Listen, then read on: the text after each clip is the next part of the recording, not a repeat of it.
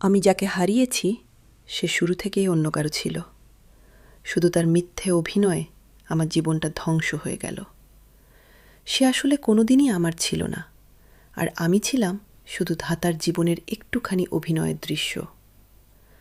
আমি ভেবেছিলাম তার ভালোবাসা সত্যি, তার প্রতিটা কথা, প্রতিটা যত্ন, প্রতিটা হাসি আমার জন্যেই, কিন্তু এখন বুঝি সবটাই ছিল সাজানো, সবটাই ছিল মিথ্যা অনুভূতির এক নিখুঁত অভিনয়।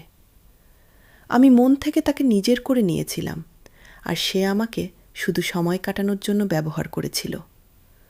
আমি ভবিষ্যতের স্বপ্ন দেখেছি, আর সে বর্তমানের মিথ্যা গল্প শুনিয়েছে।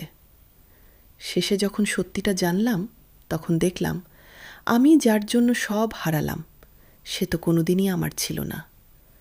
শুধু তার মিথ্যে ভালোবাসা, মিথ্যে আশা আর মিথ্যে প্রতিশ্রুতির ভেতরেই ধীরে ধীরে আমার জীবনটা ভেঙে পুড়ে এলোমেলো হয়ে গেছে। আজ সে তার নিজের মানুষকে নিয়ে সুখে আছে, আর আমি পড়ে আছি তার দেওয়া স্মৃতি আর কষ্টগুলো নিয়ে। সবচেয়ে কষ্টের ব্যাপারটা হলো আমি তাকে হারাইনি, আমি শুধু একটা মিথ্যা মানুষকে সত্যি ভেবে নিজের জীবনটা ধ্বংস করে ফেলেছি। আমি